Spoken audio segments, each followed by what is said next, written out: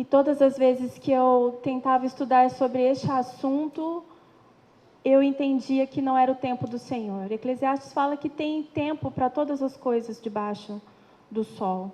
E eu entendia e descansava no Senhor, e eu sabia que se nós estivéssemos em obediência, no tempo de Deus, essa palavra seria trazida a nós. O tema que eu recebi significa o magnífico sistema operacional de Deus. Essa ministração que nós vamos fazer hoje, ela tem base na visão que Ezequiel teve, Ezequiel 1, capítulo 1. Todas as vezes que eu lia Ezequiel 1, capítulo 1, e ela se repete algumas vezes, o pastor leu Ezequiel 43, e Ezequiel se lembra da mesma visão, e Ezequiel 10 há de novo a mesma visão, com alguns detalhes. Eu não sei se eu vou conseguir transmitir todo o conhecimento, porque já faz algum tempo que eu estou estudando isso, e não dá para a gente concentrar tudo nesse momento. Então, eu estou à disposição do Senhor para saber como é que as coisas vão ser encaixadas. E quando Deus me mostrou esse tema, eu fui estudar, fui entender o que Deus queria, e eu descobri algo magnífico. Por isso que Deus deu esse nome. Porque em Jeremias fala, né, que Deus nos daria a conhecer coisas maravilhosas e grandiosas que nós não conhecíamos. Na verdade, essa palavra foi para ele. Mas todos aqueles que têm uma personalidade, um caráter de Deus, que se identifica com os seus profetas, Deus também tem o prazer de revelar a nós. Então, eu fiquei maravilhada, eu fiquei estupefada, e eu vou tentar transmitir para vocês tudo aquilo que Deus conversou comigo ao longo dessas semanas.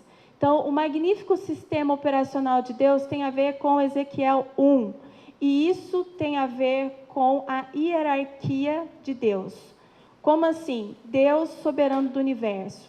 Deus fazendo todas as coisas funcionarem. Sabe, vou dar exemplos atuais. Nós estamos agora no mundo com uma notícia de uma gripe muito forte, uma pneumonia, lá na China. E às vezes, quando a gente pensa a respeito dessas coisas, dá talvez uma sensação de que, nossa, será que Deus está no controle de tudo isso? Como é que é? Será que Deus permitiu? Será que isso é castigo de Deus? O que será essas manifestações de Deus? E a gente vai entender que cada notícia que acontece, não sei se foi essa semana, eu penso que sim, uma jovem que era lésbica, tinha um relacionamento homoafetivo, matou os pais e o seu irmão de uma forma extremamente agressiva por causa de dinheiro. Então, são coisas, e Jesus disse, né, em Mateus 24, ela falou, olha, quando vocês virem todas essas coisas, pestes, quando vocês verem guerras, rumores de guerras, pai matando filho, filho matando pai, sabeis que está próximo o fim. Então, isso são sinais, e Deus vai mostrando os sinais para nós. E um sinal que nós devemos estar bem entendidos dele é que ele é soberano sobre todas as coisas. Nada, absolutamente nada, acontece sem a permissão de Deus. E uma coisa interessante que aconteceu, um testemunho que eu vou dar essa semana, a gente ora, a gente jejua e busca sempre dar a outra face em tudo que acontece.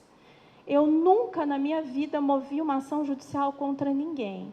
E quando eu tinha a oportunidade, não porque eu achava que tinha um direito, mas ele existia efetivamente, Deus me pediu para que eu não fizesse, para que fosse testemunho do reino. E eu recuei, entendi, e eu tenho sido muito abençoada. Só que as outras pessoas que estão no mundo não pensam da mesma forma. E aconteceu um fato que me deixou muito chateada essa semana. O meu marido chega com a notícia de que tinha recebido uma intimação judicial e que alguém estava movendo uma ação contra ele.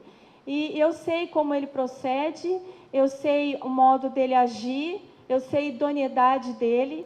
E nesse caso, houve uma infecção hospitalar, isso aconteceu em 2014, houve uma infecção hospitalar e ele precisou realizar uma nova cirurgia nessa pessoa para retirada dos pinos que tinham sido colocados na coluna.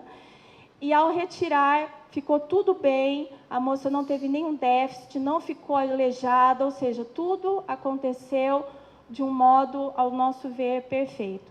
E quando ela não é da cidade de Barretos, nem do estado de São Paulo, quando ela teve que fazer a segunda cirurgia, ela era casada com uma pessoa e eles começaram a reclamar de falta de dinheiro, o fato de deslocar da cidade para voltar para cá. Meu marido se sentiu extremamente incomodado e devolveu o dinheiro da cirurgia que era particular. E aí, nessa semana, a gente recebe a notícia que ela entrou com uma ação de danos morais. É para você ficar louco ou não? E eu me questiono, sabe? Eu questiono, eu falo, Senhor, me dá agora os teus óculos espirituais que eu preciso me enxergar. Porque não adianta eu reter a minha raiva, a minha ira, a minha indignação dentro de mim. E eu não sou uma pessoa que disfarço nem com o meu próximo, muito menos com Deus. E eu explodi. Isso foi numa terça-feira.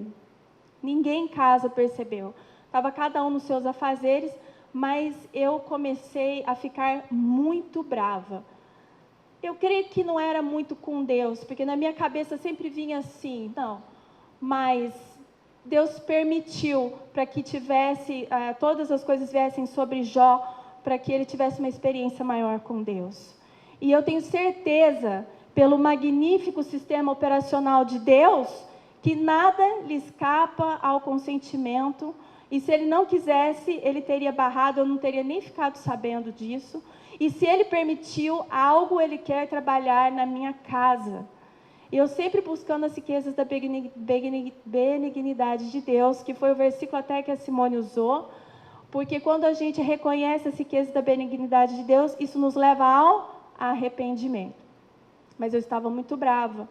E eu comecei a ficar com muito ódio das pessoas. E com muito ódio, creio que tinha uma parcela contra Deus, porque eu dizia assim, sabe de uma coisa, Deus? Eu cansei de fazer o bem. E nos evangelhos existe um versículo que diz assim, não vos cansei de fazer o bem, porque no tempo oportuno, se não desfalecermos, nós receberemos. E aí eu falei para Deus, olha, eu cansei. Eu cansei de fazer o bem, eu cansei da igreja, eu cansei da falta de respeito desse povo, eu cansei da inveja que o Senhor diz quase todos os cultos, eu cansei do orgulho que o Senhor diz todas as vezes, da maldade que o Senhor ministrou no coração, eu cansei das mentiras, porque o Senhor me levanta para falar pessoalmente com as pessoas, e elas negam veementemente aquilo que o Senhor mesmo aponta como errado. Então eu cansei e comecei a falar muito indignada, muito brava, e eu estava fazendo algumas coisas, e eu caminhei para o quarto da Ana Laura, e quando eu cheguei, eu não sei o que eu fui fazer lá, mas eu cheguei bem porta, lá é porta-balcão, então ela abre e eu vou direto para a natureza, assim, tinha o céu estava azul, tinha algumas nuvenzinhas, mas havia sol. Eu não sei se vocês perceberam, mas houve um estrondo de um trovão, mas violento. O João Vitor estava dormindo, ele acordou, pulou da cama. Mãe, você viu isso? Aí o Saulo estava lá no consultório e falou assim, é comigo, Deus. E quando Deus falou comigo através daquele estrondo, mas foi violento. E eu olhei o céu, olhei e falei, estava sol e tudo. Eu falei, eu já entendi. Eu parei e o Deus falou assim comigo, até quando você vai deixar o diabo encher sua cabeça? Eu estou no limite, você também está? Eu também estou. Só que o que deve prevalecer, o limite da serva, do barro ou do oleiro? Eu retrocedi, pedi perdão e falei, Deus, então me enche da tua alegria. E foi quando eu comecei a desenvolver esse tema e eu entendi que Ezequiel estava passando pelos mesmos problemas. Eu não vou ler Ezequiel 1, o capítulo inteiro, porque ele é extremamente difícil e complicado. E se eu fizesse a leitura com vocês, sem usar a dinâmica do visual, do sentido da visão, ouvir e ver, eu penso que seria muito difícil vocês entenderem. Porque várias vezes eu li e eu não consegui entender. Aí eu fui buscando de recursos que Deus ia me instruindo. E nós vamos passar um vídeo, ele tem aproximadamente 8 minutos e 11 segundos. E o homem vai narrar Ezequiel 1 até o último versículo. E depois que ele fizer essa narração e você puder olhar o que Ezequiel estava olhando, para você ter uma dimensão, para as imagens ficarem registradas no seu entendimento, então nós vamos passar a um estudo detalhado do que Ezequiel, a visão de Ezequiel, a vida de Ezequiel tem a ver com a minha vida e tem a ver com a sua vida. Você vai entender por que Deus dá a mesma visão na Bíblia para Ezequiel, Daniel e também João. A Ellen White fala que nós devemos estudar Apocalipse e Daniel juntos. E nós sabemos que as profecias elas vão sendo reveladas conforme vai chegando o tempo do fim. Então a luz ela vai aumentando. E eu entendi, foi até um questionamento que o pastor fez comigo hoje. Ele falou assim, e por que Deus não falou para Ellen White estudar Ezequiel junto com Daniel e João?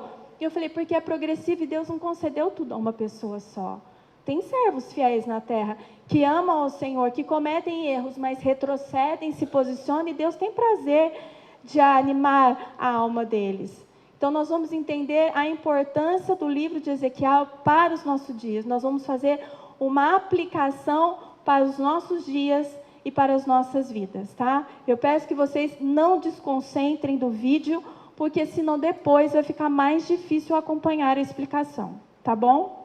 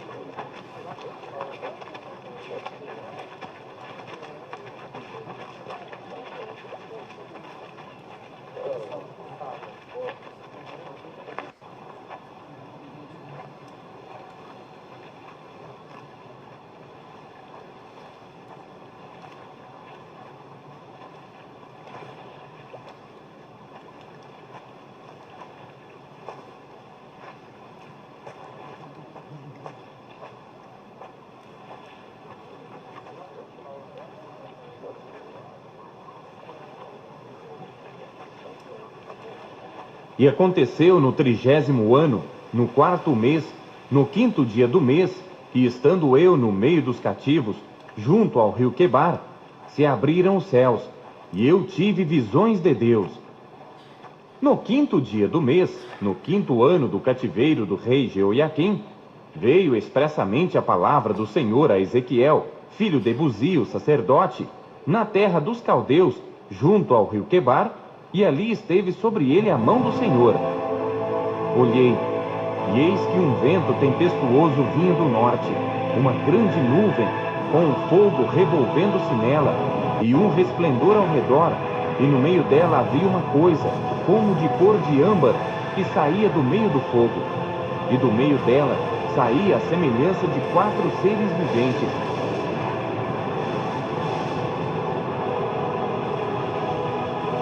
E esta era a sua aparência. Tinham a semelhança de homem. E cada um tinha 4 rostos, como também cada um deles 4 asas. E os seus pés eram pés direitos, e as plantas dos seus pés, como a planta do pé de uma bezerra, e luziam como a cor de cobre polido. E tinham mãos de homem debaixo das suas asas, aos 4 lados. E assim todos 4 tinham seus rostos e suas asas. Uniam-se as suas asas uma à outra, não se viravam quando andavam, e cada qual andava continuamente em frente. E a semelhança dos seus rostos era como o rosto de homem. E do lado direito todos os 4 tinham rosto de leão, e do lado esquerdo todos os 4 tinham rosto de boi. e também tinham rosto de águia, todos os quatro. Assim eram os seus rostos.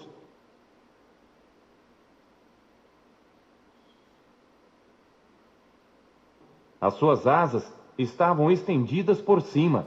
Cada qual tinha duas asas juntas uma à outra, e duas cobriam os corpos deles.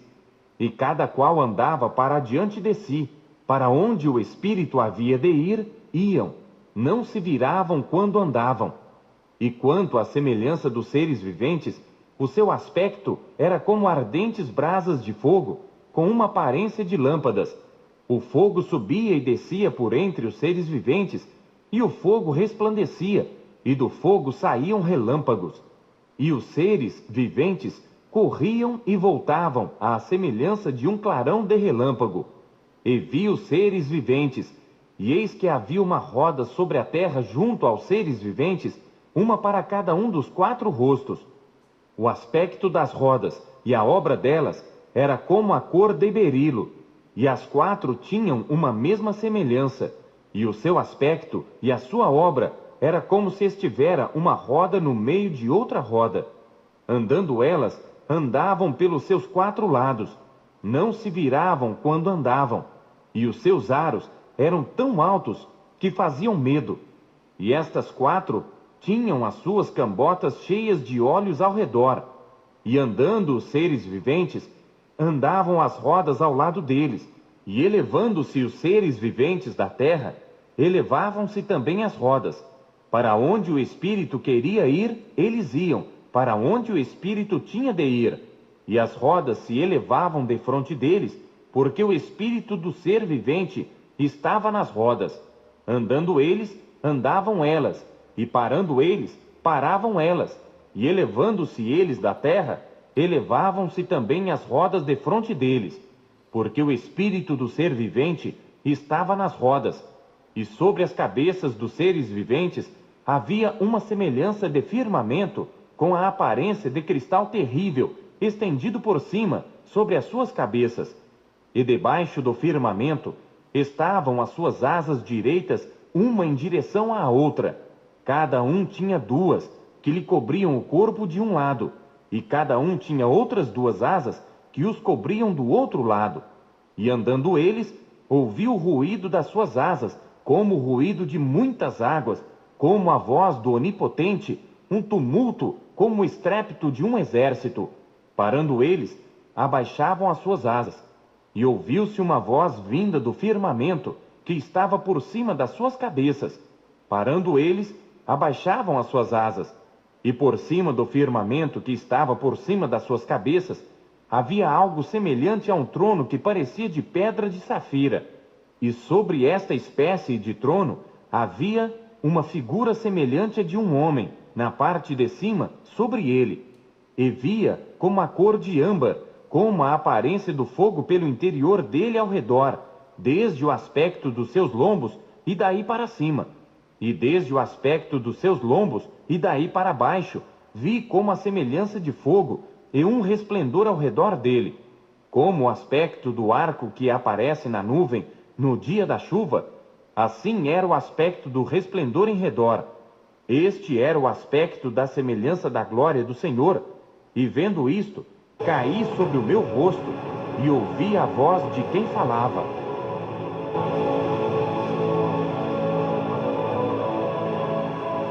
Filho do homem, levante-se e falarei contigo.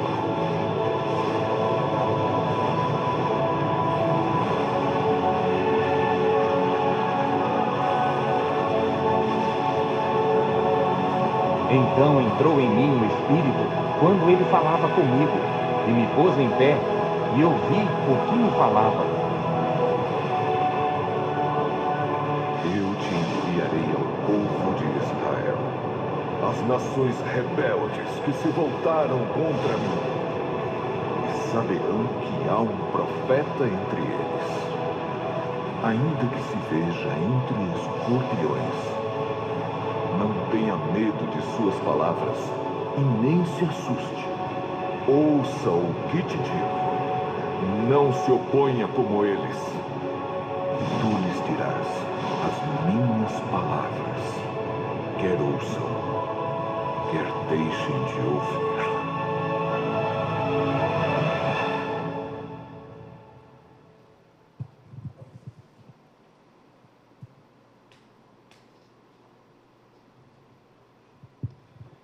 Você pode abrir tua Bíblia em Salmos, capítulo 99.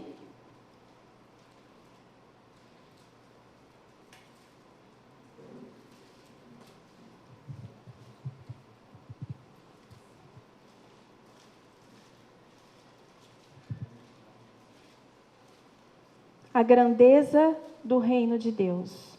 Nós acabamos de ver a magnificência da visão que o Ezequiel teve do trono de Deus. E o Senhor me levou, antes de fazer oração, para começarmos o estudo, a ler esses versos do Salmo 99. Nós vamos ler do 1 ao 5. E diz assim: O Senhor reina, tremam as nações. Ele está entronizado entre os querubins. Comova-se a terra. O Senhor é grande em Sião e mais elevado do que todas as nações. Louvem o teu nome, grande e tremendo, pois é santo. E a força do rei ama o juízo. Tu firmas a equidade, a justiça de Deus. Fazes juízo e justiça em Jacó. Exaltai ao Senhor, nosso Deus, e prostrai-vos diante do escabelo dos seus pés, porque Ele é santo. Irmãos, nós vamos nos ajoelhar agora para orar ao Senhor, porque o último versículo diz que nós devemos fazer o quê?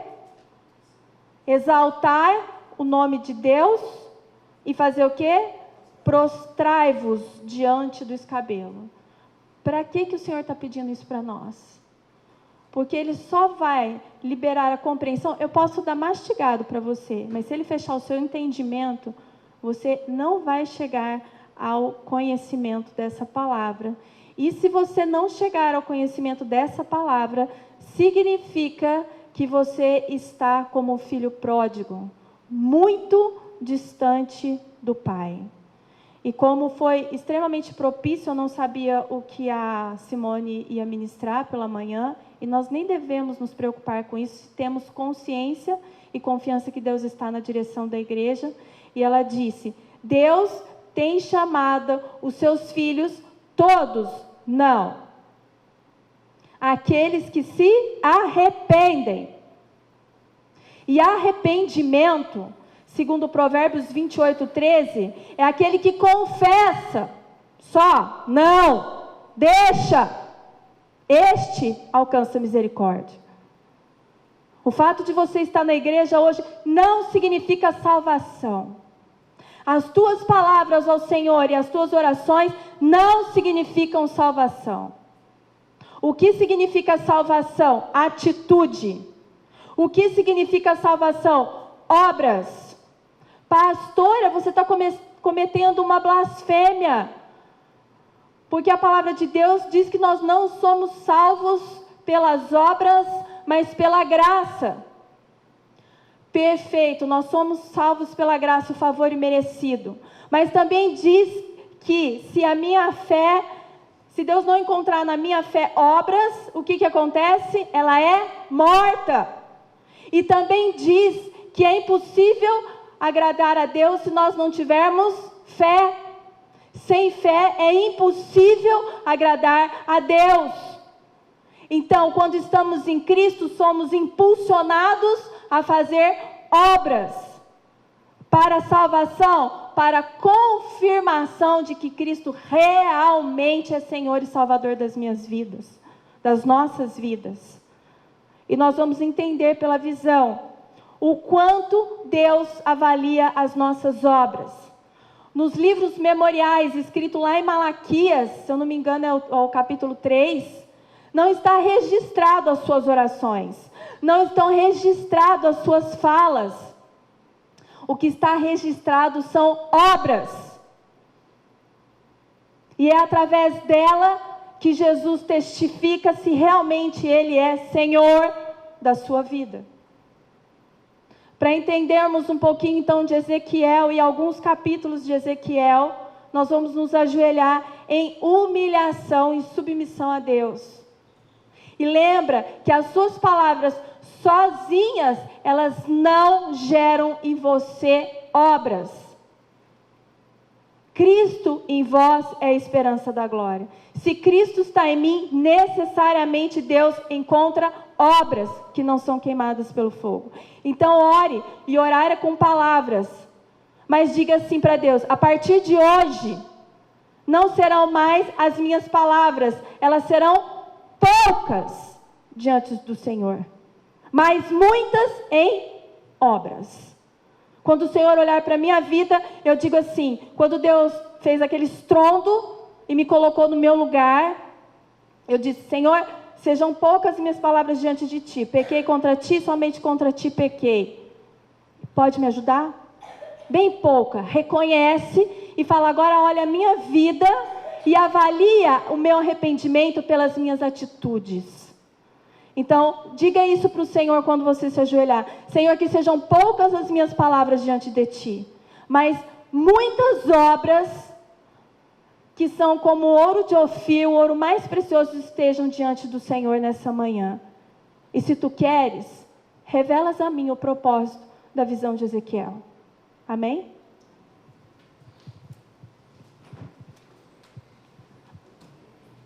Senhor Deus, nessa manhã, que sejam poucas as nossas palavras diante de Ti. Eu peço ao Senhor, eu sei que esse povo não me ouve, Senhor, como o Senhor disse para Ezequiel. Fale, quer ouçam, quer não ouçam. Eu sei que o Senhor tem dado olhos para que vejam, mas eles não veem. E eu sei que o Senhor tem dado ouvidos para que ouçam, mas eles não ouvem. Mas a minha obrigação é com o Senhor. Então eu vou fazer exatamente aquilo que o Senhor está me pedindo. E não é por força e não é por poder, mas é pelo Teu Espírito.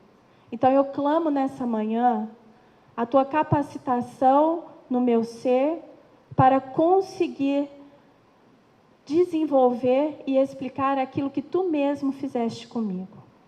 E eu peço que isso seja o poder da Tua palavra liberada, que separa. Senhor, socorro. A junta e a medula estão juntas. A alma e o espírito estão ligados. Nós precisamos do poder da Tua palavra que faz separação entre os sentimentos carnais, que é a alma, do espírito, que é o entendimento. Jesus sempre disse para os discípulos: o espírito, o entendimento de vocês está pronto, vocês têm conhecimento, já conseguem compreender, mas a carne de vocês é muito fraca. Então eu rogo nessa manhã, em nome de Jesus, a mesma misericórdia que tem o Senhor atuado na minha vida, atua na Tua igreja hoje, em nome de Jesus. E que essa palavra separe definitivamente a junta da medula, a alma do espírito. E que esse povo possa encontrar aquele pai, igual o filho pródigo encontrou, de braços abertos a ajudar e a trocar as vestes. E dar um anel de autoridade para que possam sair por este mundo e pregar a Tua verdade, para que outros possam ser salvos. E é no nome de Jesus que eu oro, reconhecendo a minha fragilidade, fraqueza, imperfeição, mas tudo isso, Senhor, nas Tuas mãos se torna fortaleza. E eu confio, e eu sei que o Senhor irá fazer, e eu Te agradeço, em nome do Senhor Jesus. Amém.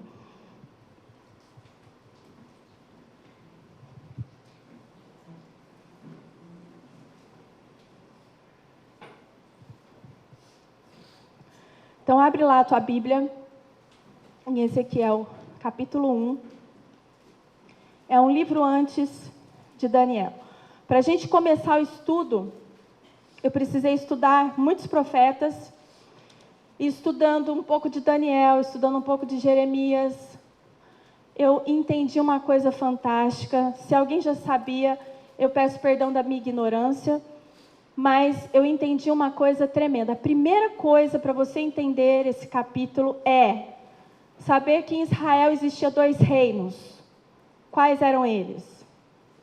Norte e sul. Norte. E capital de Israel, Samaria. E o outro era o rei do sul, Judá, cuja capital era Jerusalém. Então havia 2 reinos. Quando que isso aconteceu? Depois que Salomão aprontou todas aquelas coisas e viveu o mundo como nunca, Deus falou, olha, eu vou dividir o reino. Então a partir de Salomão, o reino foi dividido. E as 2 nações, tanto a nação do norte quanto a do sul, eram nações rebeldes. E Deus, através do profeta Jeremias, falou muito a respeito da conversão que eles deveriam ter. Mas isso não aconteceu com o rei do norte.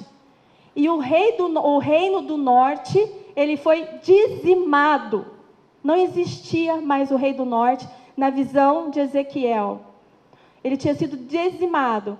Por quem? Pelos assírios. Lembra do Senaqueribe? Conseguiu destruir o reino do norte. E quando ele foi destruir o reino do sul, lembra do rei que estava dirigindo, que ele rasga as suas vestes, apresenta os pecados da nação diante de Deus.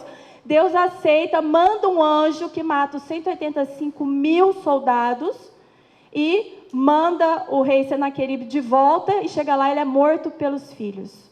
Então, sobrevive quem? O reino do sul. Então, tudo que nós estivermos falando neste momento da história, tudo que você ouvir falar do rei de Ezequias, às vezes ele vai usar a nação de Israel, porque como o reino só tinha ficado Judá, se tornou a nação de Israel.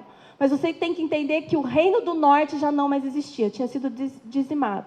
Só existia o reino do sul. Por isso que Jesus vem de Judá, certo? Ele é o leão da tribo de Judá. Porque só existia o reino do sul. E esse reino do sul teve grandes oportunidades de conversão. Porque enquanto Deus falava, teve um momento, dependendo do rei que estava no governo, que ele se submetia. Que foi o momento do Ezequias. E outros momentos que não. Mas esse rei do sul, ele viu toda a destruição. Quando Deus falou, eu vou destruir, Deus foi e destruiu. Então, era para essa nação do rei, o reino do sul, não desobedecer a Deus. Porque sabia que aquilo que Deus fala, ele cumpre. Existe em Eclesiastes, eu não procurei, agora que está vindo na minha cabeça, que fala, um versículo que diz assim, porque Deus demora para executar a sua justiça e seu juízo, muitos se dão ao deleite de continuar a desobedecer. E isso é um atributo claro, algo que faz parte do caráter da Igreja Amor de Cristo, a desobediência, porque muitos acham que porque Deus não está fazendo nada, olha o fulano, olha o ciclano, e nada aconteceu, vocês se dão ao direito de viver na desobediência. E nesse momento aqui, acontece algo que Jeremias profetizou lá em Jeremias 29. Em Jeremias 29, ele profetiza que o rei da Babilônia, quem era? Nabucodonosor, ia tomar cativo por 70 anos o rei do sul, Judá, ou Israel, porque só ficou ele, então era falado como Israel. E eles não acreditavam, surgiram vários falsos profetas, dizendo, paz, paz e segurança, fiquem tranquilos. Jeremias não fala da parte de Deus. E aí quando chega, põe o teu dedinho aí em Ezequiel 1:1, abre, Jeremias é um capítulo para trás, é só você virar sua folha aí, você vai achar Lamentações e Jeremias 29. A partir do versículo 9, 29, Jeremias 29, 9 diz: porque eles vos profetizam falsamente em meu nome. Não os enviei, diz o Senhor. Porque assim diz o Senhor, certamente que passados 70 anos na Babilônia, vos visitarei e cumprirei sobre vós a minha boa palavra, tornando-vos a trazer a este lugar. Aí olha só o versículo que muitos estão constantemente, eu sempre escuto pregações que envolvem esse versículo, mas olha o contexto que ele está, versículo 11. Porque eu bem sei os pensamentos que penso de vós, diz o Senhor, pensamentos de paz e não de mal, para vos dar o fim que esperais. Quando Deus estava falando isso? Quando tinha dado a sentença de cativeiro. Eu sei o que eu tenho que fazer com vocês. Isso é bem. Então sabe, Laura, quando alguém justamente move uma ação, e eu falo contra nós, porque eu sou uma só carne com ele, atinge a mim diretamente, eu sei os pensamentos que tenho de vós, de bem e de não mal. Então eu tenho que entender que isso são riquezas da benignidade de Deus, para tratar coisas ocultas a nosso respeito. Ia dizer, Senhor, então se nós temos de passar por essa prova de novo, deixa bem claro o que nós devemos aprender. Torna isso muito plausível, muito absoluto. E põe cada um dessa família no seu devido lugar.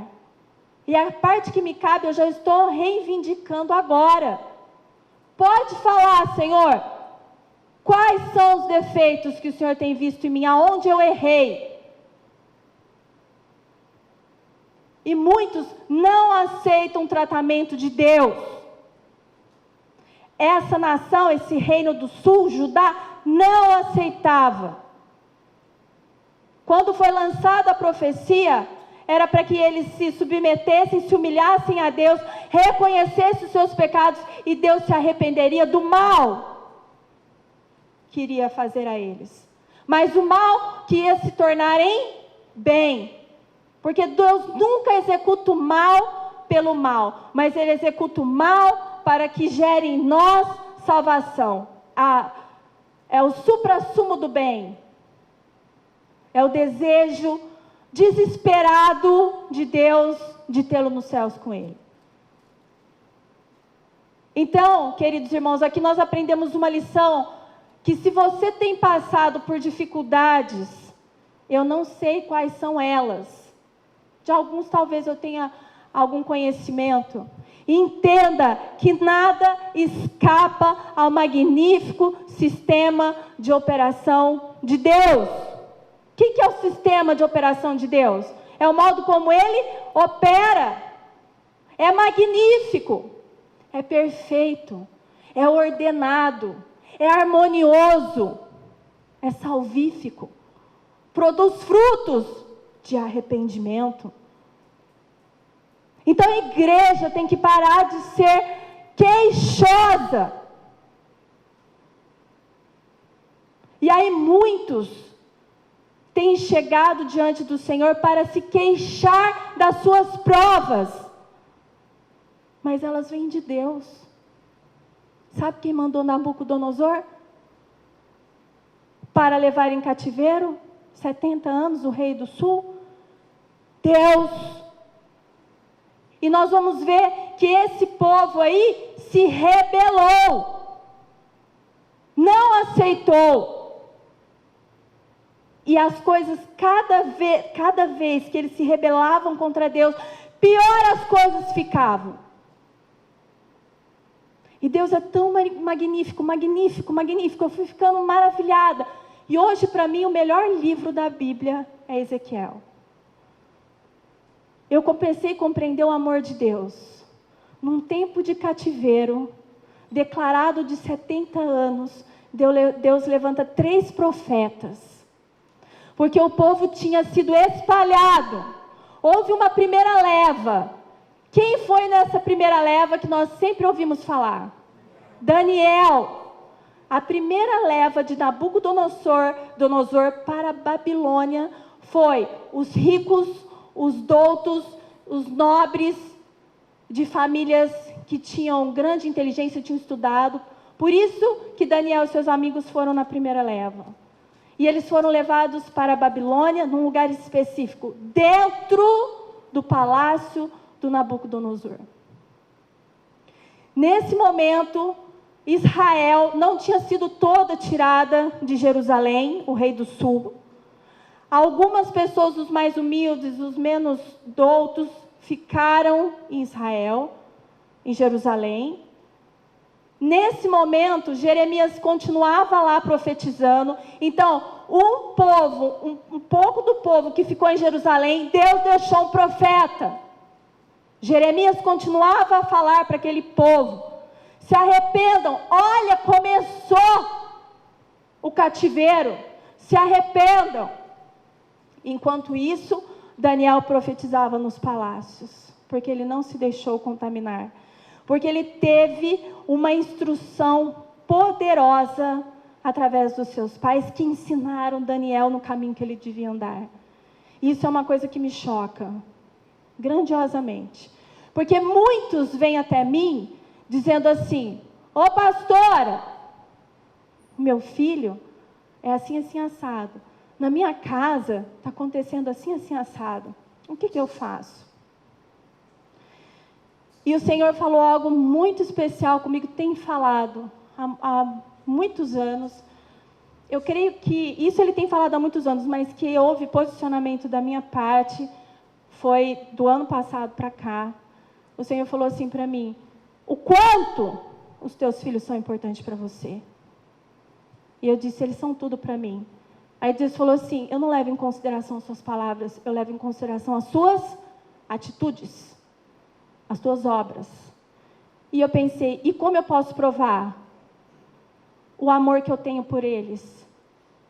Aí Deus falou: jejua e oferece o que é mais importante para você. Então faz mais ou menos 1 ano e meio que eu jejuo 3 vezes na semana, especificamente pela vida deles, sem interrupção. Eu clamo, reivindico a promessa de Malaquias 4, que diz que no fim dos tempos Deus converteria o coração dos pais aos filhos e dos filhos aos pais. E aí Deus, em oração, disse assim para mim: sabe o que é a conversão, Laura? Do seu coração e do seu marido para com seus filhos? Ele diz: comunicação. Você precisa saber se comunicar com eles. Você precisa saber a forma de alcançar o coração. Isso é comunicação. Deus, como que eu consigo isso? De mim. A fonte inesgotável é minha. Busca de mim. E cada situação é um modo diferente de agir.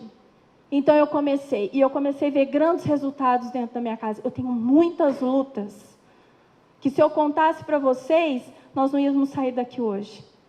Mas a cada uma delas eu busco direção. Ou alguém já ouviu pedindo: ai, por favor, ora por mim, vê se Deus fala com você o que eu faço nessa situação, naquela, com esse ou com aquele, filho meu. E o Senhor me disse assim: a senha do acesso aos seus filhos eu dou somente para você e para o seu marido. A senha, irmãos, dos vossos filhos, Deus não vai dar para mim. A senha do acesso ao coração dos vossos filhos, Deus vai dar para você, se Ele ver interesse. Isso se conquista com jejum e oração. E a partir disso, cada situação, buscar entendimento para saber alcançar. Bom, mas aí entra a conversão dos filhos aos pais. Uma vez que eu sei me comunicar e alcançar o coração do meu filho, não pelos livrinhos de autoajuda, mas pela ajuda do alto, eu acesso o coração. E a conversão deles para conosco, pais, a palavra que Deus me deu é obediência. Quando eu sei me comunicar com eles, e as minhas atitudes são da forma que Deus determina para que eu as tenha para com eles, Eu acesso, eu encontro a chave, a senha do coração deles, e aí eles retribuem, se convertem aos nossos pais através da obediência. Então eu vou dar um recado para a igreja: não adianta vir me perguntar o que você faz com a sua filha, com o seu filho. Eu demorei para entender isso. Essa busca é pessoal. Essa responsabilidade, ela é pessoal. E a Ellen White diz que nós prestaremos contas ao Senhor do bem maior que Ele nos deu, os nossos filhos. E quais são as atitudes? É só chorar? Espírito de autocomiseração? Oh Deus, essa menina, esse menino. Oh Deus, quantos anos meu filho fora de casa. Lembra que Deus está no controle absoluto de todas as coisas? Que nem um passarinho cai sem Ele permitir? E que se essa aprovação vem, é porque isso precisa tratar teu caráter? Tratar do teu caráter, Deus traz a bênção? Isso eu estendo para todas as áreas da vida, seja financeira, seja emocional, familiar, saúde. Nós temos uma senha pessoal para cada área das nossas vidas. Você tem buscado conhecê-la? As suas atitudes mostram para Deus que aquilo é muito importante para você. E sabe a forma mais preciosa de demonstrar para Deus que aquilo é muito importante para mim? É o sacrifício. Que sacrifício? O sacrifício de Romanos 12. Ofereceis as vossas vidas como um sacrifício vivo, santo e agradável a Deus. Que é o vosso culto racional. Não é esse culto de 2h30, 2 horas. A sua vida é um culto. Vivo. Tem que estar vivo. Para estar vivo tem que estar cheio de Cristo. Mas está cheio de defunto aqui. Não tem Cristo. O sacrifício vivo. Você precisa morrer? Não, sacrifício de morte Deus pediu para um só, Jesus. Mas existe um sacrifício de vida. E esse é meu e teu. E a igreja tem buscado isso? Será que aquele povo tem buscado? Entenda muito bem esse versículo que eu acabei de ler. Porque bem sei os pensamentos que penso de vós. Deus está afirmando que não são coisas para o mal. Então não sejais queixosos. É tempo de reconhecer as riquezas da benignidade de Deus. É urgente. Porque o livro de Ezequiel fala de juízo e glória. Nós estamos no tempo de juízo investigativo. No tempo do rei do sul, eles estavam no tempo do juízo investigativo. Eles estavam passando por uma prova grande. Irmãos, mulheres nesse cativeiro foram estupradas. Virgens, as mulheres de Israel foram estupradas. Faltou comida, faltou água, veio a espada. No segundo cativeiro, na segunda leva, então, eu falei que Jeremias estava onde? Jerusalém. Daniel estava onde? Babilônia. Mas teve uma segunda leva. E nessa segunda leva estava o profeta Ezequiel. E Ezequiel foi levado para uma cidade a 85 quilômetros de Babilônia, era a província de Babilônia, era domínio de Babilônia, chamada Tel Abibe.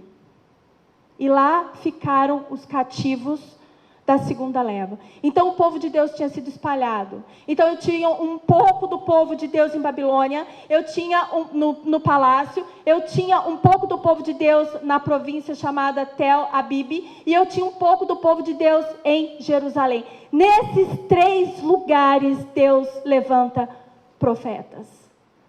No palácio, Daniel. Em Tel Abibe, Ezequiel, que nós vamos estudar hoje. E em Jerusalém, Jeremias. Esse Deus ama? Ele quer te destruir ou ele quer te salvar? Bem sei os pensamentos que tenho de vós. Pensamentos de paz. Levantou 3 profetas no mesmo período de cativeiro. Aonde tinha uma pequena porção do seu povo, Deus levantou um profeta para avisá-los, para tocar a buzina, para tocar a trombeta. E vocês pensam que eles valorizavam? Voltando aí um pouquinho, ou não, para frente, Lamentações de Jeremias, capítulo 5.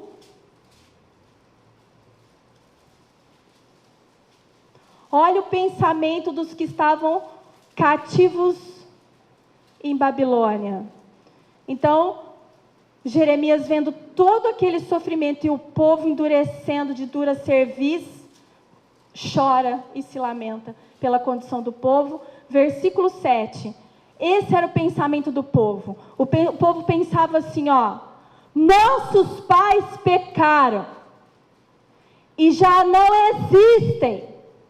Nós levamos as suas maldades. Eles estavam olhando para o pecado que eles estavam cometendo. Será que Deus é mau desse tanto? Que me faz pagar pela iniquidade dos meus pais? Pastora, ele faz isso? Isso está escrito lá em Êxodo 20. Você esqueceu, pastora? Não, irmãos, eu não esqueci. Na lei, em Êxodo 20, Deus fala que visita a iniquidade dos pais nos filhos, mas ele põe limite. Até quando? 3ª ou 4ª. Deus chega até a 4ª quando não há arrependimento. Porque se antes disso, um filho nascido de um pai iníquo descobre o rolo da lei e aguarda, a maldição é quebrada. E Ezequiel vai explicar isso para a gente no capítulo 18, nós não vamos lá. O título é responsabilidade pessoal. Existe uma maldição, sim, mas ela pode ser interrompida pela minha e pela sua obediência. Então esse povo olhava e falava assim: Deus está nos castigando, e está nos castigando pela maldade dos nossos pais que já nem existem mais. E aí eles vão descrever esse sofrimento que eu falei para vocês, do estupro, dos jovens trabalhando, os velhos, a pele estava até acinzentada de tão magros que eles estavam, porque não tinha comida, o cerco tinha sido violento, e eles não acordavam, e Deus falou assim: puxa, eu vou ter que levar a segunda parte lá para Tel Abib, vou chamar outro profeta para ver se esse povo acorda. Olha o versículo aí, em Lamentações 5, versículo 17. Por causa de todo esse sofrimento, e Deus falando: eu não tenho pensamento de mal, só de paz. Então, se eles estavam vivendo isso, era porque eles estavam cultivando o mal, certo? Aí olha o que eles falam, versículo 17: por isso desmaiou o nosso coração de tanto sofrimento que Deus estava nos fazendo passar. Eles falando, o nosso entendimento, por isso se obscureceu e os nossos olhos se escureceram. O que isso revela para mim e para você? Que a reclamação e a falta de compreensão dos propósitos de Deus para as nossas vidas tornam a nossa mente cauterizada e os nossos olhos espirituais são fechados. Sabe quais são os olhos que são escancarados? Os naturais. Por quê? Porque o homem espiritual, Paulo diz lá em Coríntios, ele discerne todas as coisas. Então, peraí, o teto está caindo na minha cabeça. Senhor, o teto está caindo. Mas peraí, não, se eu sei que Deus está no controle absoluto de todas as coisas, isso significa que tem algo que Ele queira falar comigo. Então eu não vou reclamar, eu vou buscar o alvo o mais rápido possível para sair dessa tormenta. Mas o que nós fazemos? Não, eu não tenho culpa, eu não fiz nada. Quantas vezes Deus trouxe palavra de mentiras para a igreja nesse tempo? Eu vou dizer que nessa semana, que a gente conclui nesse dia, conversei com 4 pessoas especificamente da igreja, em que Deus falou, aponta diretamente aonde está a falha. E elas resistiram. Eu vou expor a Simone, porque a Simone deu o testemunho dela aqui. Quando ela veio com um sonho e contando, as minhas vestes estão sujas, pastora. E eu entendi de Deus que eu deveria colocar ela no lugar onde ela deveria estar. Você acha que ela falou em primeiro lugar, não, olha, isso é verdade? Não. Eu falei, vocês estão cauterizando a mente de vocês. Porque vocês dizem para vocês mesmos mentira. E uma mentira contada várias vezes se torna uma verdade. Não podem mais enxergar que é errado. Porque repetiram para si muitas vezes que estão certos. A mentira passou a ser verdade, a verdade passou a ser mentira. Os olhos espirituais são entenebrecidos e a mente é cauterizada. O que aconteceu com esse povo? Deus trazendo juízo por causa da desobediência, mas querendo salvar, trazer ao arrependimento. E eles diziam, é tanto sofrimento que vem sobre nós, que por causa de todas essas coisas, o nosso entendimento se fechou, e os nossos olhos escureceram. E aí vem o profeta Ezequiel. E você pode abrir lá em Ezequiel 2. Isso tudo é a introdução de Ezequiel 1, viu? Não estou perdida, não. Ezequiel 2 vai dizer assim, versículo 3, Ezequiel 2, 3. Deus falando para Ezequiel, sabe aquela visão quando ele termina de ver o trono de Deus? Maurício, senta. Não vai morrer sem beber água. Não é para levantar uma vez dessa cadeira. Porque você é uma das pessoas que Deus quer desmascarar dentro dessa igreja. Que levanta 15 vezes para beber água. Pega o capacete, sai, vai embora e chega no final do culto e acha que Deus não revela. Tudo que está oculto é revelado. Ou você toma posição, ou você vai ser tirado daqui. Não é por mim, não. Não me levante. É a tua última chance. Ezequiel 2, versículo 3 diz o seguinte. E disse-me, filho do homem, eu te envio aos filhos de Israel, as nações rebeldes, que se rebelaram contra mim. Quem rebelou contra Deus? Só os pais. Olha o que Deus está dizendo assim, colocou eles em primeiro lugar, aquela geração.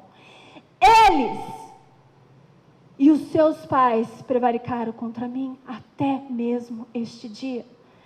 Versículo 4. E os filhos são de semblante duro e obstinado de coração, de entendimento. E aí, Ezequiel, eu vou te enviar para eles. E lhes dirá assim, diz o Senhor Jeová. 5. Eles quer ouçam ou deixem de ouvir, porque eles são casa rebelde. Hão de saber que esteve no meio deles um profeta. Toda vez que Deus vai exercer juízo à visão do trono de Deus. Daniel teve visão do trono de Deus. O que se estabeleceu na visão de Daniel, que depois a gente vai olhar? Os tronos. Foram abertos livros, juízo de investigação. Ezequiel estava sendo levantado para dizer, juízo, selamento. Ezequiel 9, lembra? Selamento de Judá. Sobrou um remanescente, agora ser o remanescente do remanescente. E aí eu vou avisar uma coisa para vocês, irmãos, com toda a humildade do mundo, eu nem me lembrava disso. E Deus falou, eu te dei como profeta, para essa pequena porção. E como eu levantei Ezequiel, eu estou levantando você. Por um pequeno povo que está espalhado. E a 17, você vai fazer 17? 16, vamos colocar assim. Eu tive uma visão do trono de Deus. Quem já conversou comigo? Lógico. Não chegou aos pés disso aqui. Nada, não tinha, assim, infinitamente menor, incomparável. Mas foi do trono. E Deus disse para mim, estou levantando porque é tempo de juízo para a casa de Israel. Remanescente de Judá. Aqui tem um remanescente, mas Deus vai falar, eu vou tirar a remanescente do remanescente. Porque muitos se tornaram podres. Esse é o tempo que nós estamos vivendo. Porque Jeremias falou e falou e falou e disse: parem de resistir, porque vai vir sobre vós o cativeiro. Veio o cativeiro e eles continuaram. Aí ele falou, entrou Jeremias e disse assim: olha, não resistem agora, não resistam, por favor. Vai vir provações sobre vocês, o rei da Babilônia vai pegá-los. Não resistam, aceitem o tratamento, dê glória a Deus. O que eles fizeram? Resistiram ao ponto que Deus teve que destruir o templo. Porque em Ezequiel 8, lembra que nós estudamos a visão de Ezequiel que pega pelos cabelos e mostra dentro do templo, lá em Jerusalém. Ezequiel estava em Tel Abib, na província, em Babilônia. Deus levou ele em visão lá para Jerusalém. Lembra que ficou um resto lá com Jeremias? Falei: vou te mostrar o que está acontecendo lá, para você não falar que eu sou injusto. Sacerdotes adorando cobras, animais, o sol, mulheres chorando por Tamuz. Povo de dura serviço. E Deus envia Nabucodonosor pela terceira vez e mata um monte de sacerdotes, esses que estavam adorando no templo. Coisas impuras, misturando o santo com o profano. E judeus, vocês sabem, os judeus não podiam ter contato com coisas mortas, porque eles se tornavam impuros, todo mundo sabe disso. E se algum sacerdote morresse no lugar santíssimo, podia entrar para pegar? Quando houve essa invasão, que Nabucodonosor matou todos, porque já havia tido o selamento, no Ezequiel 9. E aí Jesus dá a ordem: mata criança, mulheres, grávidas, velhos. Começa pela casa, começa pelos sacerdotes, os que estavam lá adorando, nas primeiras horas no Oriente, no nascer do sol. Mata. Eles morreram todos dentro do templo. Ficou tudo contaminado, cheio de sangue. O templo se contaminou fisicamente pelo derramamento de sangue. Sabe o que Deus teve que fazer? Destruiu o templo, porque foi contaminado. Por isso que o templo de Salomão foi destruído. Não era para ter sido. Ali era o lugar da manifestação da glória de Deus.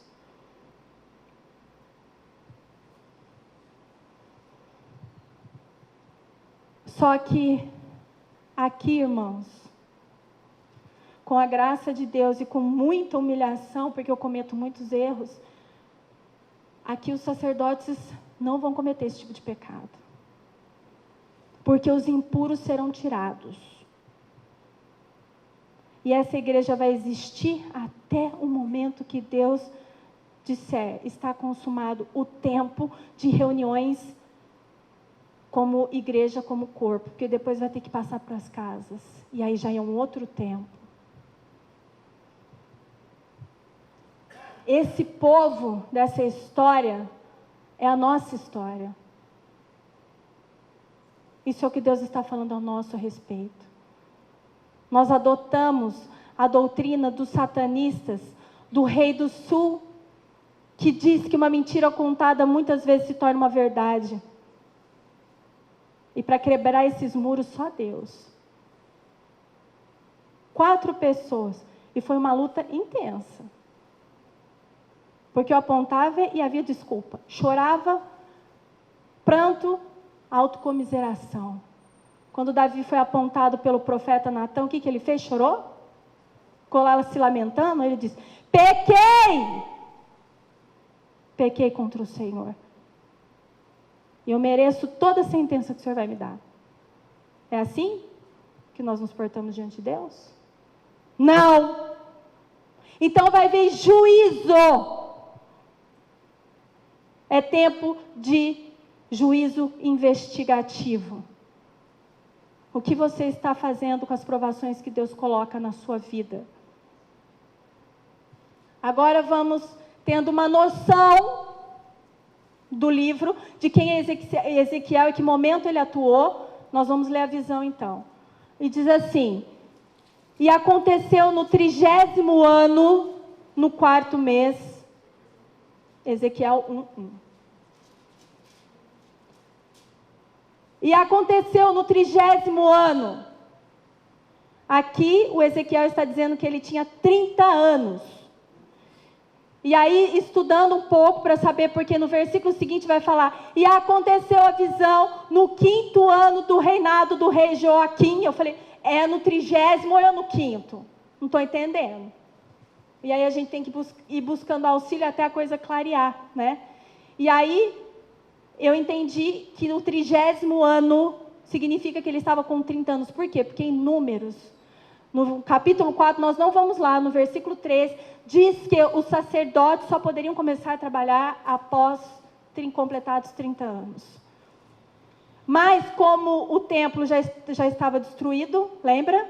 Então Deus chama Ezequiel como profeta, porque ele era filho de sacerdote e estudava para o sacerdócio. Então aqui ele é chamado como profeta, quando ele tinha 30 anos de idade. E aí versículo 2, e ele estava, né, junto ao rio Quebar, que é essa cidade que eu falei para vocês, Tel Abibe, no cativeiro do rei Joaquim, rei de Judá. Veio expressamente a palavra do Senhor a Ezequiel, filho de Buzi, o sacerdote na terra dos caldeus, Babilônia, junto ao rio Quebar, e ali esteve sobre ele a mão do Senhor. Olhei e eis que um vento tempestuoso vinha do norte. Isso aqui é uma coisa tremenda. Vento é o que em profecia? Guerra. E quem estava fazendo guerra contra o povo de Deus? O próprio Deus. Vinha do norte. Como que eu sei que é Deus? Porque aonde está estabelecido o trono de Deus, segundo Isaías 14, 13? Norte.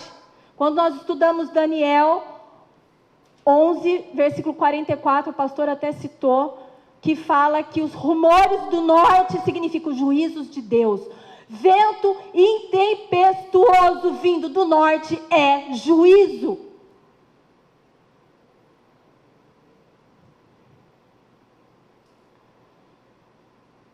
E uma grande nuvem. Se você tem alguma dúvida, Jesus vem trazer juízo aos ímpios. E ele vem como? Numa nuvem? Sim ou não? Com um fogo a revolver-se e um resplendor ao redor dela. E no meio uma coisa como cor de âmbar. A cor de âmbar é como se fosse um laranja avermelhado, amarelhado. Cor do fogo. Quando você fica olhando, dá umas mudadas, laranja, amarelo. É essa cor de âmbar. E no meio uma coisa como cor de âmbar, que saía de dentro o fogo. E do meio dela saía a semelhança de 4 animais, e esta era a sua aparência.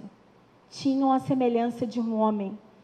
Nesse momento, quando a primeira visão de Ezequiel, do capítulo 1, ele não identifica que os animais são anjos. Tanto que no capítulo inteiro ele vai falar, e vi os animais, eles tinham 4 rostos. Sabe quando que ele vai descobrir isso? Abre a tua Bíblia em Ezequiel, põe o dedinho aí, hein? Ezequiel 1. Ezequiel 10, 20, na hora que é a repetida visão, é que ele identifica que eram querubins. 10, 20 diz assim: estes são os animais que vi debaixo do Deus de Israel, junto ao rio Quebar, e conheci que eram querubins. Por isso que em Jeremias 1, ele vai chamar de animais. Então eu já sei que aquela visão que ele estava vendo, aquelas coisas tudo cheio de fogo, com várias asas, eram o quê? Querubins. E cada um tinha 4 rostos, como também cada um deles 4 asas. Aqui eu quero fazer uma observação, que tanto a visão de João, do trono de Deus, que ele vê os mesmos querubins, é a mesma. Lá fala 6 asas, aqui fala 4, porque a visão, como Deus mostrou os querubins, ele podia perceber 4, mas eram os mesmos. Os rostos são os mesmos, o propósito é o mesmo. É que lá na visão de João, eles cobriam o rosto. Aqui na visão de Ezequiel, eles não cobrem o rosto, porque Deus queria deixar claro. Hora nenhuma fala, e o rosto era coberto. Não, o rosto estava descoberto. Será que existe anjo com 4 rostos? Homem, leão, águia e boi? O que vocês acham? Sim ou não? Não. Então isso tinha um significado. Qual era o significado de Deus mostrar nessa visão? Porque na visão de João, era cada um com um rosto. Na visão de Ezequiel, era cada um com 4 rostos. Isso é sinal de unicidade. Os anjos do Senhor são uníssonos, têm o mesmo propósito, o mesmo entendimento, uma confiança inabalável. Tanto que ao discorrer, nós vamos ver que eles não andavam de costas, porque quando recebiam a ordem do trono, andavam sempre para frente. Sabe como que é a pessoa desconfiada? Está andando, está assim, parece que tem alguém andando atrás de mim. Ai, não sei, dúvida. E quando você está com uma amiga conversando, nós vamos para cá, vamos para lá, e as duas ficam assim, ai, não sei, acho que é melhor ir para lá, e acaba as duas trombando no meio, fala, dá risada e fala, não, então vamos por aqui. Confusão. Falta de sabedoria, de dependência, de saber o propósito de Deus. Mas será que os anjos são assim? Não. Eles andavam firmemente somente para trás, sem olhar para trás. Eles tinham o mesmo propósito, eles eram uníssonos. E ali, quando ele deixa cada um com 4 rostos, é para dizer, nós vamos estudar as características e que isso tem a ver com o caráter e a personalidade de Deus. E dizendo assim, cada um dos querubins eram exatamente o que Deus era. Eles tinham o mesmo caráter, o mesmo intento, o mesmo propósito, uma confiança inabalável.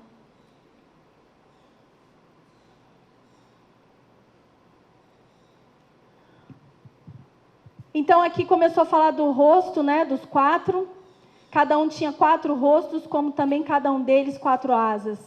E os seus pés eram pés direitos, e as plantas dos seus pés como planta de pé de bezerra, como a gente viu nas imagens, e luziam como a cor do cobre polido.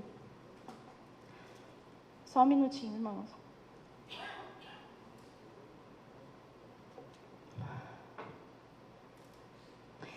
E tinham mãos de homem debaixo das suas asas. Essas mãos não eram dos anjos. Quando a gente entender o propósito dos querubins e das rodas, você vai entender que essas mãos eram as mãos de Deus. Eram elas que dirigiam os querubins e as rodas, porque o Espírito de Deus estava também aonde? Nas rodas. Vamos estudar um pouquinho então a respeito de cada rosto. Quer perguntar alguma coisa? Não? Mãe? Não? Então, 4 rostos. Então, do touro, da águia, do homem e do leão. Primeiro, Levítico 1, de 2 a 5. Está no próximo? Então, deixa eu só passar aqui. Mas aí eu tenho que passar e eu vou ter que ir voltar? Como que é? Bom, o touro, eu vou só explicar e depois a gente lê o texto embaixo que vai ficar mais fácil. Levítico 1, de 2 a 5, fala que havia um sistema sacrificial. E o sistema sacrificial podia ser por novilho, tá? Que é a mesma coisa que boi, ou por ovelha. A representação de Cristo, especificamente, foi colocada como ovelha. Mas sacrifícios em Levíticos de boi eram aceitos como sacrifício. Então, a representação do boi significa sacrifício. Sacrifício. Que tipo de sacrifício? Uma vez que eu aceitei a Jesus como meu único Senhor e suficiente Salvador, eu sou convencida pelo Senhor da minha vida a oferecer a Ele o quê? Um sacrifício vivo, santo e agradável. Então, o boi representava sacrifício. Quando os anjos estão a serviço de Deus, eles estão oferecendo a vida deles. E nós devemos oferecer as nossas vidas. A águia, em Mateus 24, 28, diz que elas são um prenúncio da destruição. Aonde há cadáver, ali há águia. Então é como se elas anunciassem o juízo do Senhor. Um prenúncio de destruição pela desobediência. Isso é a palavra do Senhor, a autoridade, a velocidade. Nós vamos entender que, não sei se vocês vão lembrar na visão, os anjos se moviam rapidamente e era como um relâmpago. E eu fui estudar, ontem à noite assisti um vídeo sobre a velocidade da água, pode chegar a 100 km por hora. E aí era um vídeo só sobre, assim, vídeos incríveis sobre ataques da águia. E a velocidade com que ela vinha como de um relâmpago. A presa nem se apercebia. Tchum! E a ousadia com que ela enfrentava, porque ela pegava, os predadores eram maiores do que... Ela chegou a pegar criança. As presas, o que eu falei? Isso. Ela chegava a pegar crianças. Uma coisa... E assim, mostra muito a velocidade com que Deus age quando o povo é avisado. Homem, Salmo 8, 4, 6 diz que Deus deu inteligência, faculdades mentais, intelectuais e morais. E fez o homem um pouco menor do que os anjos. Uau! E o que você está fazendo com essas faculdades? Qual é a decisão que você está tomando diante do conhecimento que Deus tem dado a cada um de nós? Temos feito como aquele povo que diz: os nossos olhos têm se entenebrecido e o nosso coração tem sofrido de tanto sofrimento. Existem dois V. O V de vitória e o V de vítima. O V de vítima é manipulado pelo diabo. E o V de vitória é instruído por Deus. A aprovação é grande. O desafio é maior ainda. Mas eu sei em quem tenho crido. Eu tudo posso naquele que me fortalece. Qual dos dois V's você tem utilizado? Quem é o Senhor do teu coração, do teu entendimento? É a vítima? Ou você é o vitorioso? Homem, feito um pouco menor do que os anjos. Eu já não vou nem ler lá, né? Porque eu já estou falando tudo. Amós 3:8, leão. Bramiu o leão. Quem não se submeterá? Profetizará o homem, bramindo o leão? Quem não profetizará? Então nós temos 4 características de Deus bem estabelecidas nos 4 rostos, determinando o poder, a majestade, a autoridade e a glória de Deus. O primeiro versículo lá de Levíticos 1, 2, 9, que é referente a quem mesmo? Boi. Que é também novilho. Tá? Também aceito como um sistema sacrificial. Tá? Então fala aos filhos de Israel e diz-lhes: quando algum de vós oferecer oferta ao Senhor, ofereceis as vossas ofertas de gado, de vacas e de ovelhas. Então ali entendeu Deus que deveria ser um boi, em vez de colocar uma ovelha. Você vai discutir com ele? Aqui está dizendo, está dando base bíblica para a gente entender que é a mesma coisa, certo? Sistema sacrificial. Quando eu ia diante do sacerdote, levava a minha novilha, a minha ovelha, a minha vaca, eu estava dizendo para Deus, de um modo prático, que eu aceitava Cristo na minha vida. E se Cristo está em mim, então há em mim também um sistema sacrificial. Porque Jesus diz que nós devemos imitar Ele, certo? Nós não podemos imitá-lo na morte, no sentido de salvação do mundo. Nós podemos até morrer como mártires, mas isso não salva ninguém. Mas eu posso oferecer a minha vida, e não a morte, como um sacrifício vivo, santo e agradável. E ser testemunha. Se a sua oferta, holocausto de gado, oferecerá macho sem mancha, à porta da tenda da congregação a oferecerá, de sua própria vontade perante o Senhor. E a porá a sua mão sobre a cabeça do holocausto, para que seja aceito ele para a sua expiação. A transmissão dos pecados, lembra? O pecador tinha que colocar a mão sobre o animal para transferir os pecados. Depois degolará o bezerro perante o Senhor, e os filhos de Arão, os sacerdotes, oferecerão sangue, espargirão o sangue à roda sobre o altar que está diante da porta da tenda da congregação. Mateus 24, 28 é águia. Pois onde estiver o cadáver, aí se juntarão as águias. Prenúncio de juízo. Destruição. Salmo 8, 4, 6. Que é o homem mortal que te lembres dele? E o filho do homem para que o visites? Contudo, pouco menor fizeste do que os anjos, e de glória e de honra coroastes. Fazes com que ele tenha domínio, inteligência. Animal tem inteligência? Ele pode escolher. Quando você decide viajar, ele escolhe que hotelzinho que ele vai ficar, na casa de quem ele vai ficar, se ele vai ficar sozinho. Ele decide o quanto ele vai comer. Ele comete glutonaria? Não, você comete por ele, dependendo da quantidade que você colocar. Animal tem inteligência racional? Outra coisa, hein? Essa historinha que aprendem na escola. O homem é um animal racional. Diabólico! Aonde está na Bíblia que o homem é um animal racional? Não existe. O homem é uma criatura de Deus e se torna filho quando aceita Jesus como seu único Senhor e suficiente Salvador.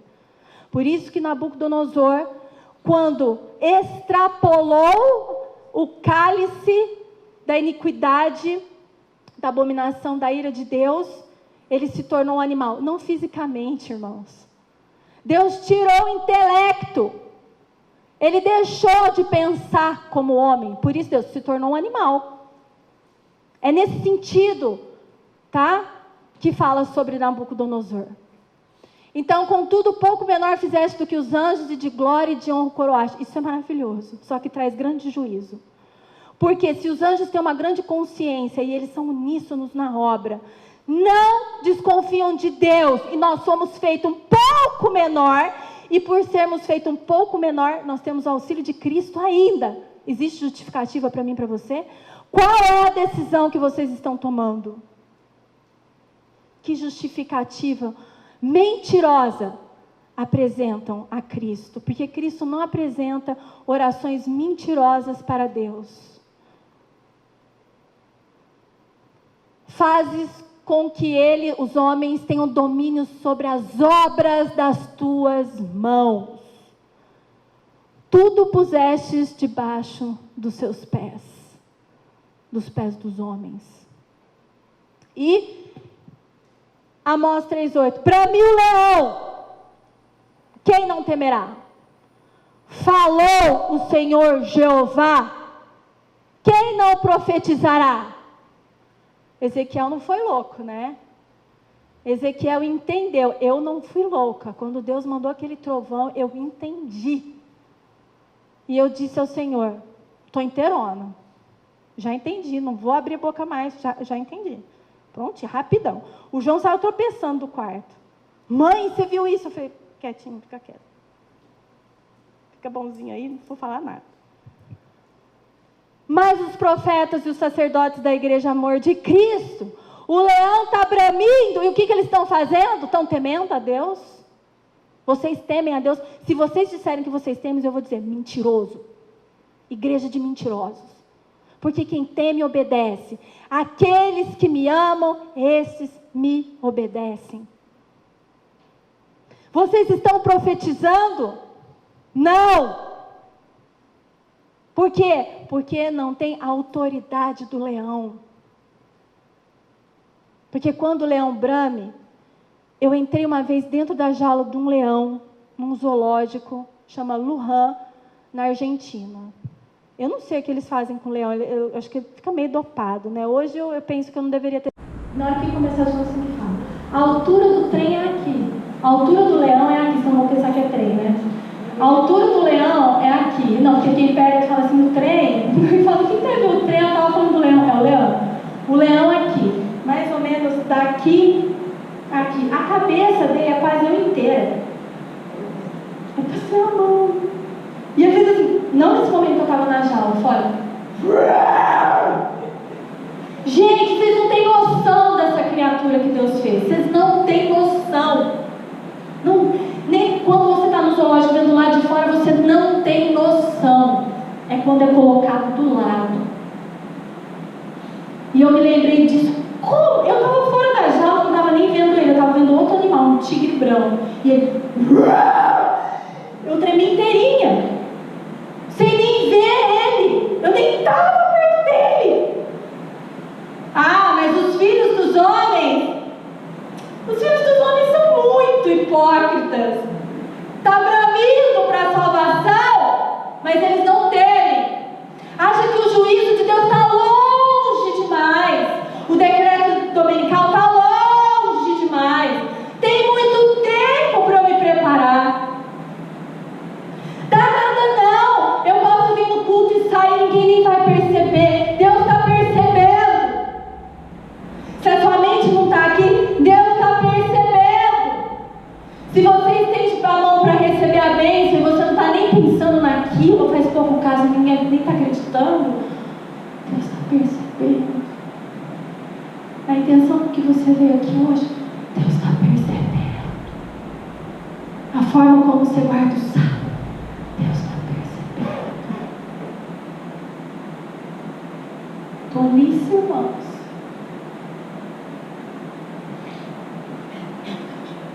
Isso tem relação com uma mensagem importantíssima que nós somos chamados a dar ao mundo. Quais são elas, igreja? 3 mensagens angélicas. Eu vou dizer que são 4, porque eu vou incluir Apocalipse 18:1, que é a repetição das 3. 4 mensagens, e cada animal que tem o rosto nesses anjos tem relação com uma mensagem. Então vamos ver se a gente consegue descobrir, já desvendando as características de cada animal. A primeira mensagem tem relação com qual animal, sabendo as características que a gente já colocou aqui? Quem que vocês acham? O leão. Qual que é a primeira mensagem angélica? Apocalipse, para quem não sabe, Apocalipse 14, versículos 6 e 7. Então a primeira é: temei a Deus e dai-lhe glória, porque vinda é a hora do seu juízo. Adorai aquele que fez o céu, a terra. Está bramindo. Temei a Deus, igreja. O Ezequiel não estava pregando lá fora.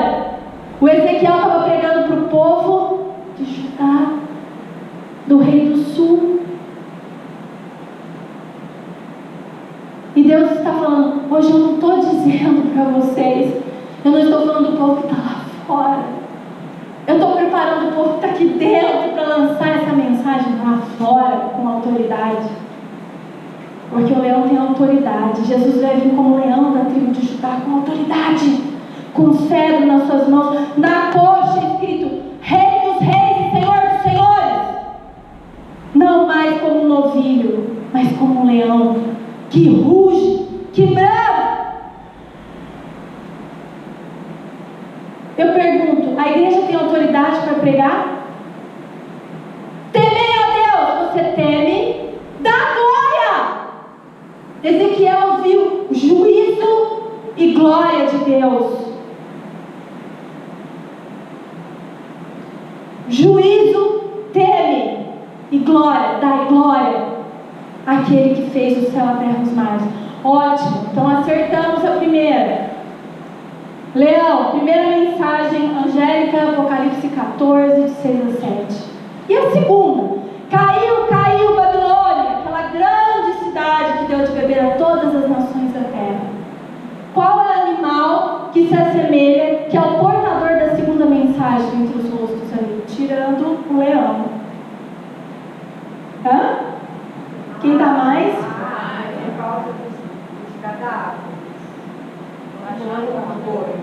O homem, boi, quem dá mais? Não. Essa é um pouco mais difícil, porque existe um pouquinho de raciocínio para ajudar.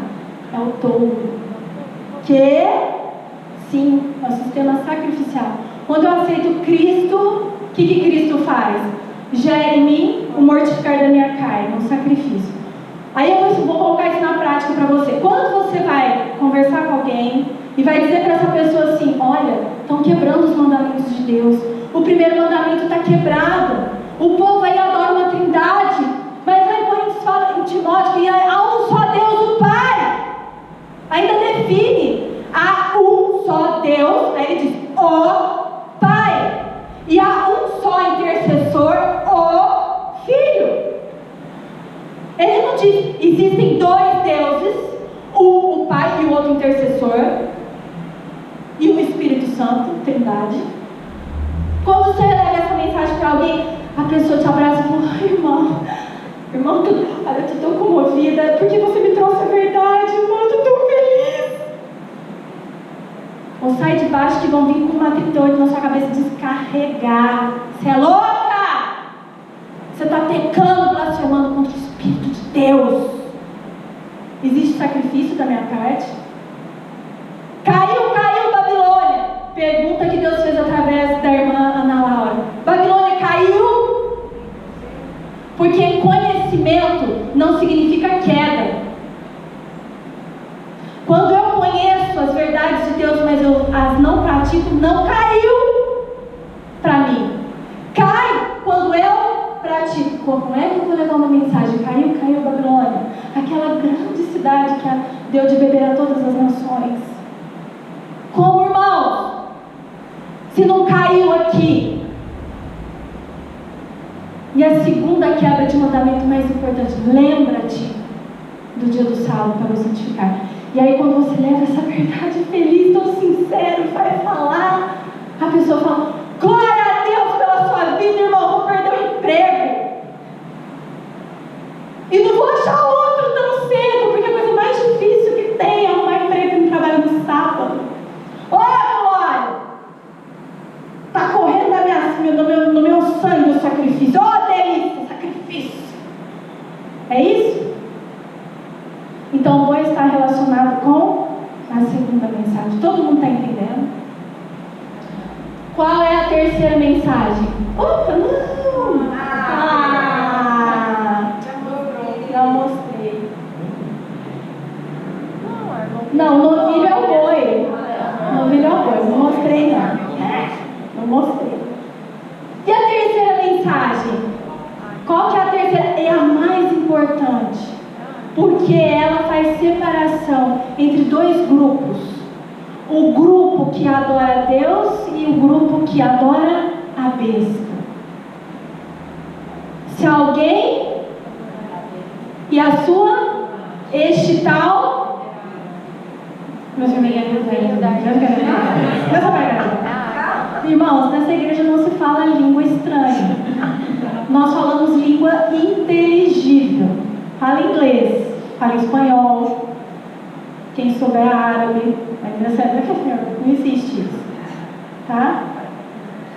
A terceira é um chamado e último de Deus, falar assim: ó, aqui é o limite. Ou você vai adorar a Deus, ou você vai adorar ao diabo. E se você adorar a imagem, que é os Estados Unidos, a imagem da besta é os Estados Unidos. A besta é Roma Papal. Se você adorar a besta e tudo que de lá sai, então você está adorando o diabo. Então faz separação. Quem é que pode, dos dois animais restantes, decidir, fazer uma decisão a respeito disso? O homem. Nós nos lemos lá em Salmo 8, que fala que Deus fez o homem um pouco menor do que os anjos e deu para ele faculdades mentais, intelectuais, morais.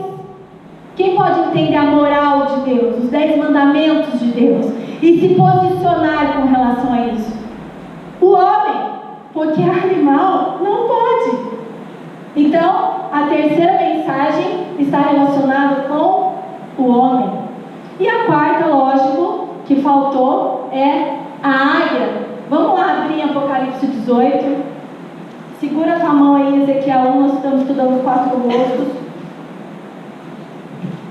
Simone, você não enche para mim de água, por favor? Não tem sentido não, né?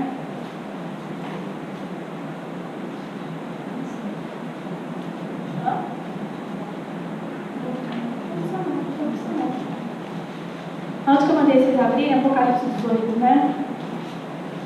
O Apocalipse 18 é a quarta mensagem dos anjos. Nós não estamos falando de 4 anjos, então tem que ter 4, né? E o quarto, ele reúne todas as características dos outros animais. E nós vamos ler para compreender. E diz assim: e depois dessas coisas vi descer do céu outro anjo, quarto, que tinha grande poder, autoridade. Quem é que fala qual é a representação? Leão? Tudo bem? Estão seguindo? E a terra foi iluminada com a sua glória, com o seu poder. E clamou fortemente com grande voz. Olha o leão aí.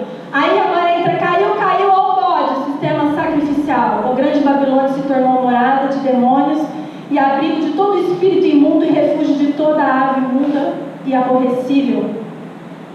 Porque todas as nações beberam do vinho. Decisão, homem, tudo bem? Estão compreendendo? Porque todas as nações beberam, nações são homens, os homens decidiram tomar o vinho da ira da sua prostituição. Os reis da terra se prostituíram com ela, os mercadores da terra se enriqueceram com a abundância das suas delícias. E ouvi outra voz do céu, ó leão, que dizia: sai dela, povo meu, para que não, aqui, de novo o leão bramindo, mandando fazer o quê? Com voz de autoridade: sai, povo meu, para que já não sejas participante dos seus pecados, para que não incorra nas suas pragas. Olha a águia aparecendo no versículo 5. A águia é prenúncio de destruição, porque já os seus pecados se acumularam até o céu e Deus se lembrou das iniquidades dela. Tornar-lhe a dar com ela, tornar-lhe a dar como ela vos tem dado, e retribuir-lhe em dobro conforme as suas obras. Enxergaram a águia aí? O que é a águia mesmo? Prenúncio de destruição. Então Deus está avisando: isso é prenúncio de destruição, vai haver juízo.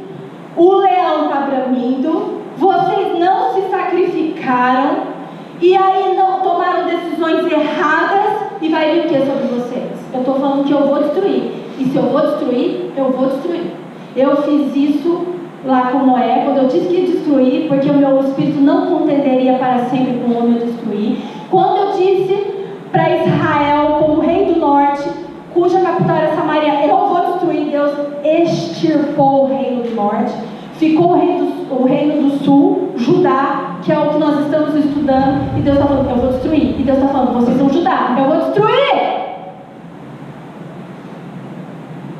Prenúncio de destruição.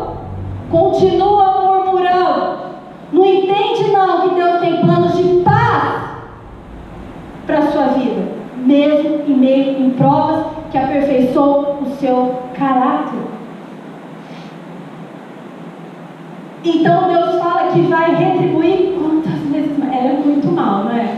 Deus fala: eu vou retribuir a tua obra em dobro. Está aí no versículo 6. Tornar-lhe a dar com ela vos tem dado, e retribuir-lhe em dobro conforme as suas obras. No cálice em que vos deu de beber, dar-lhe a ela em dobro. Todo mundo entendeu a relação? Ezequiel é um livro profético. Aonde que está a visão de João com os mesmos rostos? Não vou lá, tá? Porque senão a gente não dá tempo de terminar hoje. Apocalipse 4 está a visão de João, do trono de Deus. Como sempre, ela fala, a gente fala assim, ó, você estuda o Daniel junto com o Apocalipse, com João. Por quê? Porque Daniel vai até um tempo, o João repete e amplia. Então Ezequiel teve a mesma visão de João, só que João fez o quê? Ampliou. Então quando você vai em João, não é 4, são 6 asas. Quando você vai em João, não são só o trono de Deus. Apocalipse. E aí lá você vai ver os 24 tronos dos anciãos. E aí a gente estudando sobre isso, na ressurreição de Jesus, que muitos ressuscitaram com eles, a Ellen White diz que João Batista estava ali. Sabe quem mais? O primeiro morto, Abel. É muito interessante, é maravilhoso. Então esses são os tronos: trono de Moisés, trono de Elias, trono de Enoque, trono de João Batista, trono de Abel. Eu não lembro se ela falou Davi. Não posso afirmar, porque senão eu posso estar mentindo, né? Não ouvi não, essa você podia ter pulado, né? Você podia ter pulado essa. Bom, entendendo isso, vamos fazer o seguinte para a gente não almoçar muito tarde. São 15 para o meio-dia. Não vou mentir, 11h42. Vamos encerrar, porque eu vou falar sobre as rodas, os significados das rodas, o que elas significam. E isso aqui, para eu começar as rodas e parar, vai ficar super chato. Na parte da tarde, não comam muito, para deixar oxigênio para o cérebro receber ventilação e compreensão. E à tarde eu termino as rodas e as considerações gerais. Tá? Essa música que eu escrevi, eu escolhi. Eu lutei, viu, irmãos, porque assim, eu sou leiga na parte musical. Eu entendo muito que Deus gosta de louvores que elevam. E eu tentei colocar, tem 2 músicas, uma chama Revolução, e eu tenho dificuldade, mas ela fala tudo, sim, que a gente precisa. Eu aceito, Senhor, as condições. Gente, você aceita? Nós aceitamos as condições que Deus propõe. Então vem alguma coisa sobre nós e Deus diz assim: para, não adianta chorar, a ação está instaurada, passa por isso dando glória. No trovão foi só isso, assim, tipo, você passa por isso dando, não vou tirar, você passa por isso dando glória, ou você se perde. Vou passar por isso dando glória. Entendeu? Então, muitas coisas Deus coloca as condições dele, como colocou. Eu não vou destruir vocês, mas vocês vão em cativeiro para a Babilônia. Eles aceitaram a condicional. Nós não aceitamos. Então Deus precisa trabalhar em nós. Deus precisa fazer uma revolução dentro de cada um de nós. E vou repetir, sejam poucas as suas palavras. Deus não está interessado mais nas palavras da Igreja de Cristo. Deus está interessado em outro tipo de fala. Obras, ações e atitudes, tá bom? Então, quando você se levantar agora para adorar a Deus, lembre disso. Me fala, me capacita a mostrar a minha vontade através das minhas atitudes.